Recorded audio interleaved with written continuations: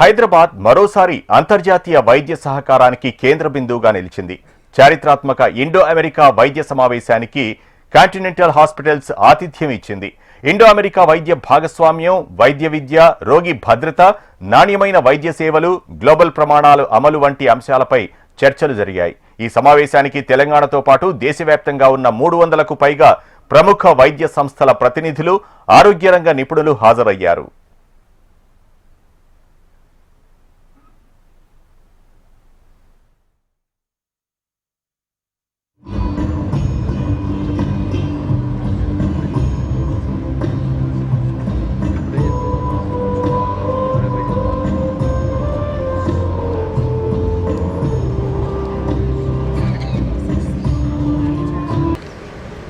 Thank you, sir.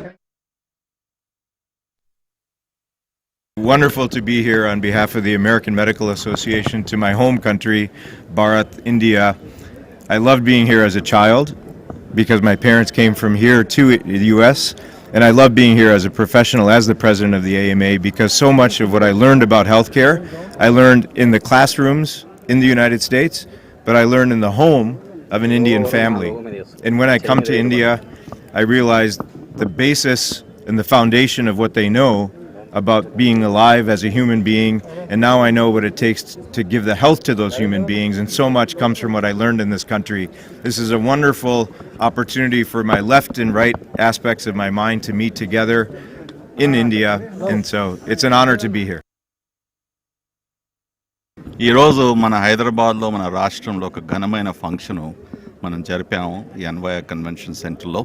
దేని గురించి అనగా American medical association president doctor Bobby Mukkamala గారు మన దేశానికి వచ్చినందుకు, మన సిటీకి వచ్చినందుకు, వాళ్ళ బోర్డ్ ఆఫ్ ట్రస్టీస్తో మన ఇండియన్ మెడికల్ అసోసియేషన్ లీడర్షిప్, మన ఏహెచ్పై లీడర్షిప్ ఆర్గనైజేషన్స్తో సంభాషణ జరిపి ఇవాళ ఈ ప్రోగ్రాము సక్రమంగా జరిగినందుకు నేను చాలా సంతోషిస్తున్నాను.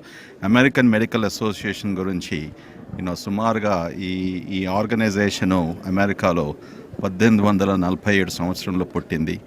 అప్పటి నుంచి సుమారుగా 180 years ఎగ్జిస్టెన్స్ ఉన్నప్పటికీ అది ప్రపంచమంతా అందరి కంట్రీస్ కూడా హెల్త్ కేర్ విషయంలో, ఆర్గనైజేషన్ విషయంలో, తర్వాత మెడికల్ ఎథిక్స్ అనేసి పేషెంట్ కేర్ విషయంలో ప్రతి ఇటువంటి అంశంలో వాళ్ళు ముందుకు వచ్చి ఒక పద్ధతి, ఒక రూల్స్, ఒక పాలసీ ఫ్రేమ్ చేసినందుకు ఇవాళ మన భారతదేశంలో కూడా ఇవన్నీ అవలంబిస్తూ ఇక్కడ మనం ప్రజలకు సేవ చేస్తూ మనం ముందుకు వెళ్తున్నాం.